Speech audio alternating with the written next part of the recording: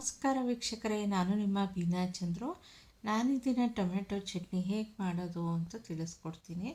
ಇದಕ್ಕೆ ಮೊದಲಿಗೆ ನಾವು ಒಂದು ಪೌಡ್ರ್ ಮಾಡಿ ಇಟ್ಕೋಬೇಕಾಗತ್ತೆ.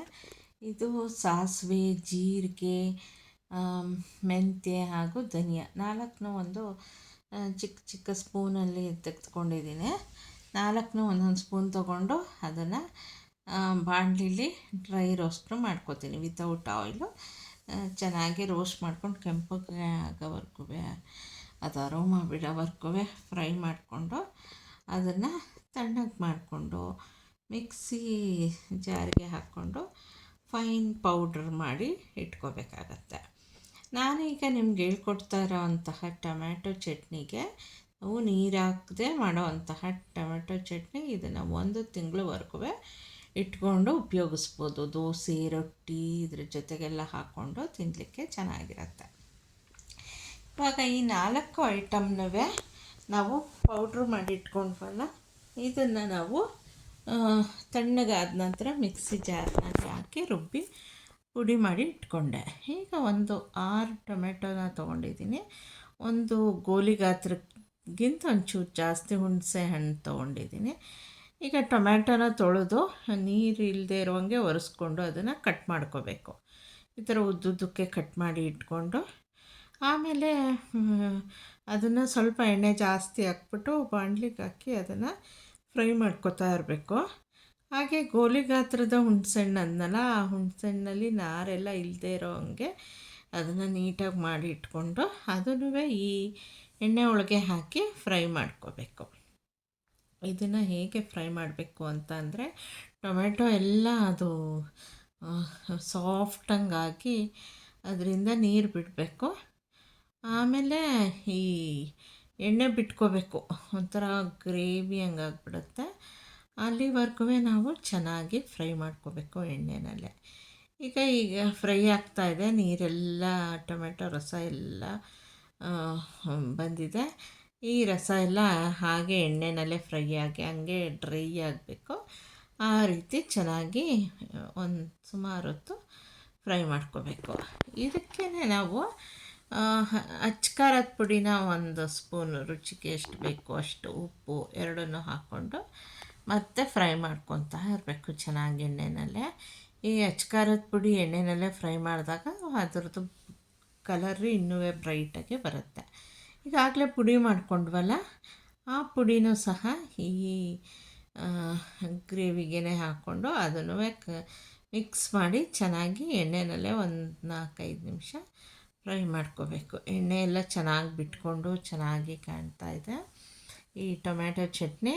ಇವಾಗ ಇದನ್ನು ಸ್ಟವ್ ಆಫ್ ಮಾಡಿ ಕೂಲ್ ಆಗಲಿಕ್ಕೆ ಬಿಡಬೇಕು.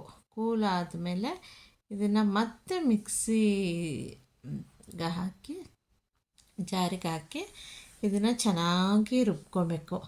ಅಂದರೆ ಎಷ್ಟು ಸ್ಮೂತಾಗಿ ನುಣ್ಣಗೆ ರುಬ್ಬಿ ಮತ್ತೆ ಇಟ್ಕೋಬೇಕು. ಇವಾಗ ನಾನು ಇದನ್ನು ಆಫ್ ಮಾಡ್ತೀನಿ, ಆಫ್ ಮಾಡ್ತಾಯಿದ್ದೀನಿ. ಇವಾಗ ಆಫ್ ಮಾಡಿಬಿಟ್ಟು ಇದನ್ನು ಸ್ವಲ್ಪ ತಣ್ಣಗಾಗ್ಲಿಕ್ಕೆ ಬಿಡಬೇಕು. ಈಗೆಲ್ಲ ತಣ್ಣಗಾಗಿದೆ. ಇದನ್ನು ನಾನು ಮಿಕ್ಸಿ ಜಾರ್ಗೆ ಹಾಕ್ಕೋತಾ ಇದ್ದೀನಿ. ಈಗ ಮಿಕ್ಸಿ ಜಾರ್ಗೆ ಹಾಕ್ಕೊಳ್ಳುವಾಗ ಎಣ್ಣೆನ ಒಂದು ಸ್ವಲ್ಪ ಉಕ್ಕಿ ಇದು ಮಾಡಿಕೊಂಡು ಎಣ್ಣೆ ಅದೇ ಪಾತ್ರೆ ಒಳಗೆ ಹಾಗೇ ಇರಲಿ. ಮತ್ತು ನಮಗೆ ಇದನ್ನು ಇನ್ನೊಂದು ಸ್ವಲ್ಪ ಫ್ರೈ ಮಾಡಬೇಕಾಗತ್ತೆ.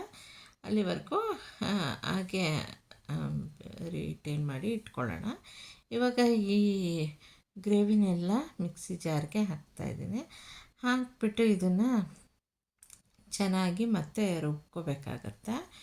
ಈ ರುಬ್ಕೊಳ್ಳೋದು ಹೇಗೆ ರುಬ್ಬಬೇಕು ಅಂದರೆ ತುಂಬ ನುಣ್ಣಗಾಗಬೇಕು. ಅದರದ್ದು ಸಿಪ್ಪೆ ಬೀಜ ಏನೂ ಕಾಣಬಾರ್ದು. ಈ ರೀತಿ ನುಣ್ಣಗಾಗಿರಬೇಕು. ಈಗ ಮತ್ತೆ ಅದೇ ಎಣ್ಣೆ ಇದಕ್ಕೆ ಸ್ಟವ್ ಆನ್ ಮಾಡಿಕೊಂಡು ಮತ್ತೆ ರುಬ್ಬಿರೋದನ್ನ ಹಾಕಿ ಚೆನ್ನಾಗಿ ಫ್ರೈ ಮಾಡ್ಕೋಬೇಕು. ಈಗ ಉಪ್ಪು ಖಾರ ಎಲ್ಲ ಆಲ್ರೆಡಿ ಹಾಕಿರೋದ್ರಿಂದ ಇದರ ಅವಶ್ಯಕತೆ ಇಲ್ಲ. ಇದನ್ನು ಅದೇ ಎಣ್ಣೆಯಲ್ಲಿ ಹಾಕ್ಕೊಂಡು ಚೆನ್ನಾಗಿ ಎಲ್ಲ ಎಣ್ಣೆ ಬಿಟ್ಕೋಬೇಕು. ಈ ಟೊಮೆಟೊ ಗೊಜ್ಜು ಚಟ್ನಿಯಿಂದ ಆ ರೀತಿ ಇದನ್ನು ಚೆನ್ನಾಗಿ ಎಣ್ಣೆನಲ್ಲೇ ಚೆನ್ನಾಗಿ ಫ್ರೈ ಮಾಡಬೇಕು. ಈಗ ನೋಡಿ ಎಲ್ಲ ಎಣ್ಣೆ ಬಿಟ್ಕೋತಾ ಇದೆ. ಇನ್ನೂ ಹೆಚ್ಚು ಡ್ರೈ ಆಗೋ ರೀತಿ ಫ್ರೈ ಮಾಡ್ಕೋಬೇಕು. ಈ ಥರ ಫ್ರೈ ಮಾಡ್ಕೊಂಡಿರೋ ಅಂತಹ ಟೊಮೆಟೊ ಚಟ್ನಿನ ನೀವು ದೋಸೆ, ಚಪಾತಿ, ರೊಟ್ಟಿ ಇದ್ರ ಜೊತೆಗೆಲ್ಲ ಸೇರಿಸಿ ತಿನ್ನಬಹುದು. ತುಂಬ ರುಚಿಯಾಗಿರುತ್ತೆ ಮತ್ತು ಇದು ಬೇಗ ಹಾಳಾಗಲ್ಲ. ನೀವು ಸುಮಾರು 15ರಿಂದ 25 ದಿನ, 1 ತಿಂಗಳವರೆಗೂ ಹೆಚ್ಚು ಕಮ್ಮಿ ಇಟ್ಕೊಂಡು ನೀವು ಉಪಯೋಗಿಸ್ಕೋಬೋದು. ಎಮರ್ಜೆನ್ಸಿ ನೀವು ಸಾಂಬಾರು ಮಾಡಲಿಲ್ಲ ಅಂದರೆ ಬಿಸಿ ಅನ್ನಕ್ಕೆ ಹಾಕ್ಕೊಂಡು ಕಲಿಸ್ಕೊಂಡು ಸಹ ತಿನ್ನಬಹುದು. ಮತ್ತು ದೂರ ಪ್ರಯಾಣ ಹೋಗುವಾಗ ನೀವು ಚಪಾತಿ ಮಾಡಿಕೊಂಡು ಈ ಗ್ರೇವಿನ ತೊಗೊಂಡು ಟೊಮೆಟೊ ಚಟ್ನಿನ ತೊಗೊಂಡು ಹೋಗ್ಬೋದು. ಏನೂ ಹಾಳಾಗಲ್ಲ, ಯಾಕಂದರೆ ನಾವು ಇದಕ್ಕೆ ಸ್ವಲ್ಪನೂ ಎಣ್ಣೆ ಹಾಕಿರಲ್ಲ ಅಲ್ವಾ. ಆದ್ದರಿಂದ ಇದು ತುಂಬ ಚೆನ್ನಾಗಿರುತ್ತೆ. ವೀಕ್ಷಕರೇ, ಈ ರೆಸಿಪಿ ನಿಮಗೆ ಇಷ್ಟ ಆದರೆ ನಿಮ್ಮ ಮನೆಯಲ್ಲೂ ಟ್ರೈ ಮಾಡಿ, ಕಮೆಂಟ್ ಮಾಡಿ ನಮಗೆ ತಿಳಿಸಿ. ಥ್ಯಾಂಕ್ ಯು ವೀಕ್ಷಕರೇ, ಈ ರೆಸಿಪಿನ ವಾಚ್ ಮಾಡಿದ್ದಕ್ಕೆ. Thank you once again.